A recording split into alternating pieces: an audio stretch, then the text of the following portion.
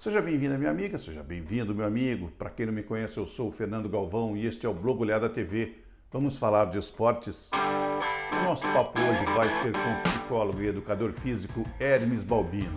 Ele também foi preparador da seleção brasileira feminina de basquete e atualmente trabalha na área de psicologia. Ele atua com técnicos e também atletas. A gente vai falar sobre como anda a cabeça destes meninos e senhores nos tempos da Covid-19. É depois da vinheta. Vamos embora começar!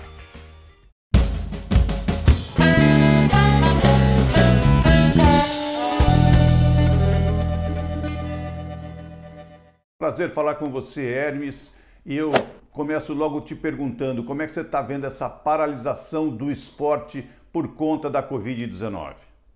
Olha só, é um contexto totalmente desconhecido para todos, né? Nós nunca tínhamos passado por isso. Creio que está sendo um grande desafio para quem pratica a modalidade, né?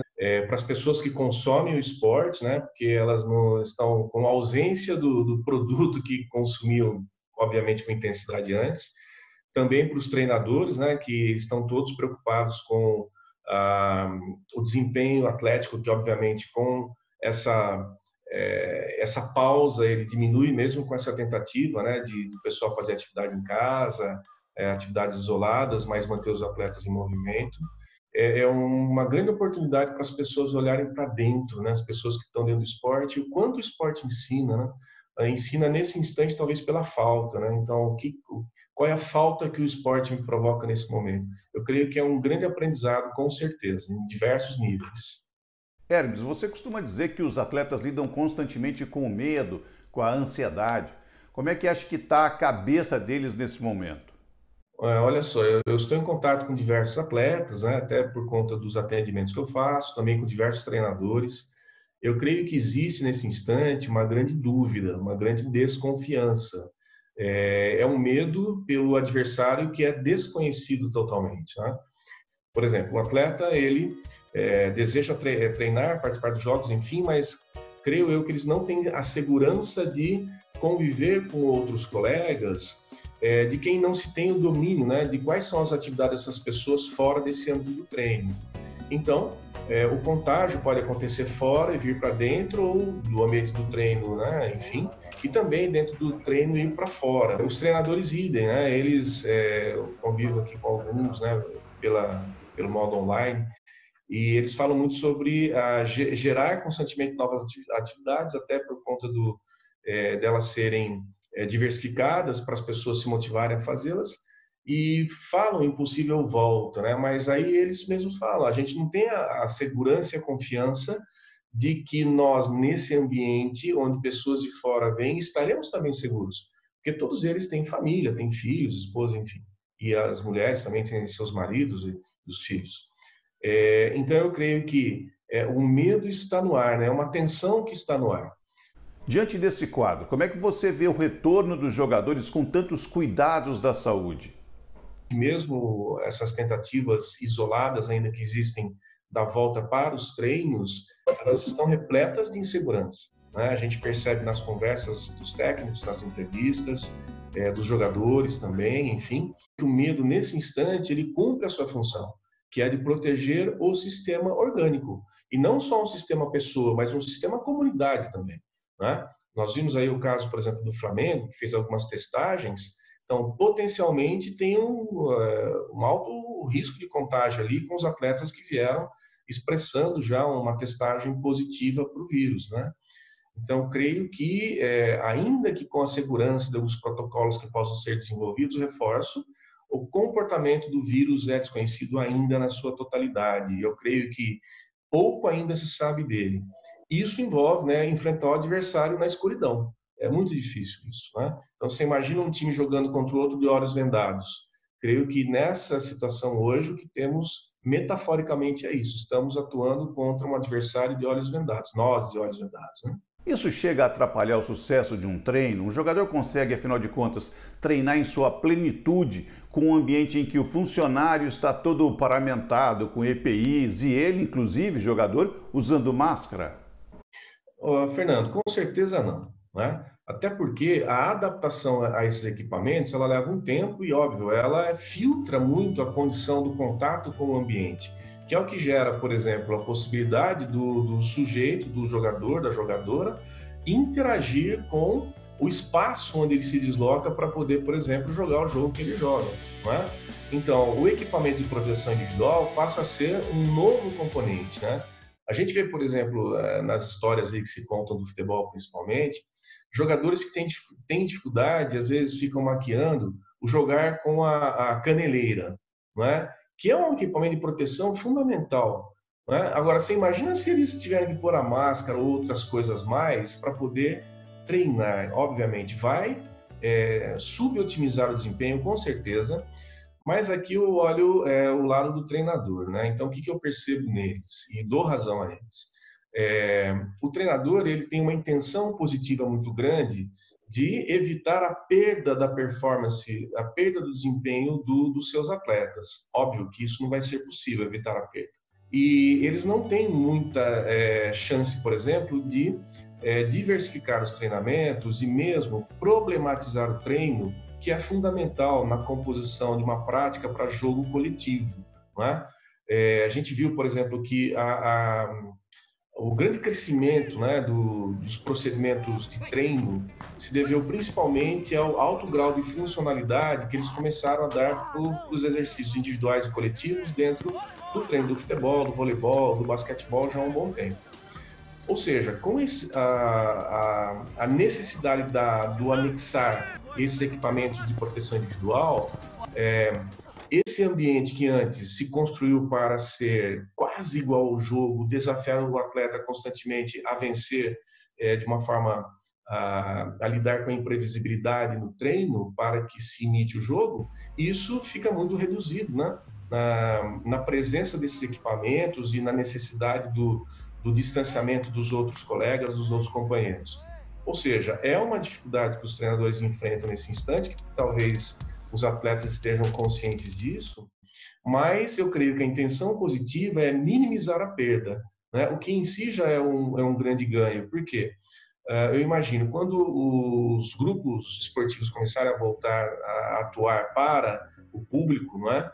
É lógico, ninguém quer perder jogos, todos querem vencer jogos. Então, o grande risco passa a ser, creio eu, evitar lesões, ou seja, as lesões serão um risco. E a grande preocupação será evitar as lesões. Porque, queira ou não, o atleta ele tem uma memória do seu desempenho, eles vão tentar jogar o seu melhor. Só que o corpo não está, obviamente, preparado para aquele melhor. Né? E eu creio que na história esportiva nós nunca tivemos um hiato tão grande assim de falta de atividade, né? Onde as pessoas precisam estar distantes do treino, necessitam mesmo. Né? Então, creio que são pontos muito importantes para os treinadores levarem em conta nesse momento. E os próprios jogadores que trabalham com funcionários do clube, esses absolutamente paramentados, né? Quer dizer, você inclusive não vê os rostos, você não consegue nem identificá-los se você não o conhecer de perto, se ele não estiver falando. Quer dizer, isso também atua na sua forma de desenvolver aquele exercício, né? Quando nós estamos num ambiente de trabalho, é muito importante que esse ambiente ele possa ser um combustível para o desempenho pessoal. E não é possível a gente entender que pessoas que estão paramentadas com todos esses equipamentos para impedir um contágio, isso possa significar, por exemplo, um ambiente que é de nutrição, de envolvimento, de engajamento das pessoas. Na verdade, há que se trabalhar muito intensamente isso, as pessoas entenderem que aquilo é necessário naquele momento para que se dê um certo nível de segurança para que os atletas possam executar algum tipo de treino. Não é? Só que eu não entendo, né? Vamos olhar ou imaginar o psiquismo de cada pessoa olhando para essas pessoas que antes eu sabia quem era, agora não sei mais, e estão representando a ameaça que está presente no ar, não é? Então o ambiente ele não é nutridor. Eu acho muito difícil, mesmo com muito esforço que a gente faça, combinar alguns códigos para que o ambiente seja nutridor. Bom dia, boa noite. Aí, meu... Não, eu tô olhando assim porque eu tô reconhecendo você.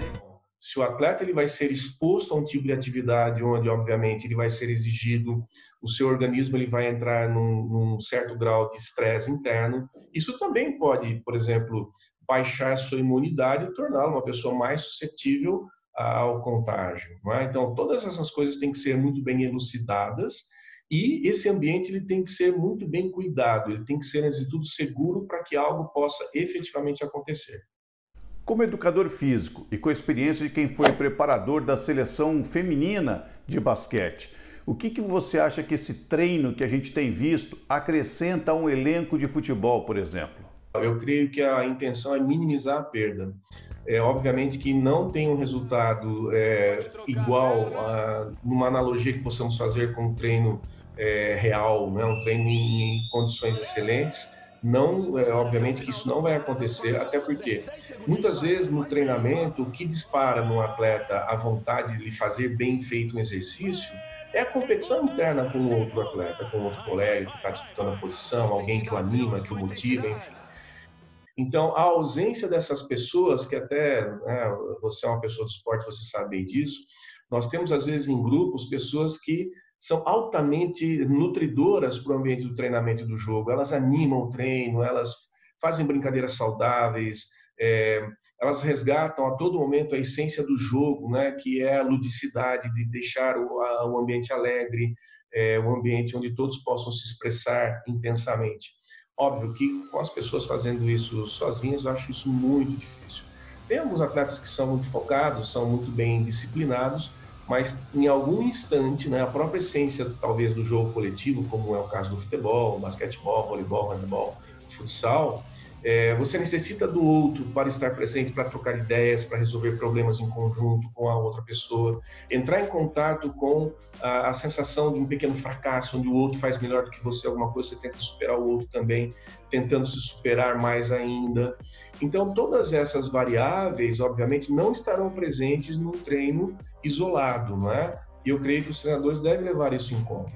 E talvez criar outras estratégias para que eles possam dialogar conjuntamente, talvez esse mecanismo digital que a gente tem hoje, né, das reuniões coletivas, possa ajudar os atletas, às vezes, a trocarem ideias entre si sobre como eles podem ser criativos, né, nas suas casas, talvez até com um familiar que esteja presente lá na atividade, para tornar o treino diferente, tornar o treino interessante. Mas jamais isso vai atingir, creio eu, o nível, né, de um treino em condições excelentes, que é um treino, digamos, real, né? Para concluir, como é que estará, Hermes, a cabeça dos atletas na hora que tudo isso passar? Eu entendo que, pensando com a ideia dos técnicos, né, com esses diálogos aí que a gente está presente às vezes, eles esperam que as pessoas voltem com muita vontade, voltem motivadas. É uma expectativa que eu tenho também, né? Muitas vezes, pela ausência, foi nos tirado algo. Então, quando esse algo é devolvido, parece que a gente vai com mais fome, com mais vontade, a gente salta para aquilo com mais empenho. Né? Agora, creio que temos que fazer com muito cuidado, né? Repetindo lá um pouquinho que eu falei anteriormente, sobre a questão das lesões. Né? Então, não ter a ideia de que o meu corpo, quando voltar, ele estará assim como estive quando eu interrompi as atividades, né? Então, creio eu que essa volta ela tenha que ser gradativa e também os técnicos orientando essa motivação, esse empenho dos atletas, para que eles não pensem que, puxa vida, na minha mente a coisa está funcionando, mas no meu corpo ainda não. Então, saber fazer isso, né, com uma certa paciência. É como se eles voltassem para uma pré-temporada novamente. Então, nessa pré-temporada, eu acho que muitas vezes essa ansiedade ela pode se diluir, o excesso de vontade pode se diluir, para que as pessoas possam olhar, né, com mais foco para o que está acontecendo e até se adaptar novamente às situações.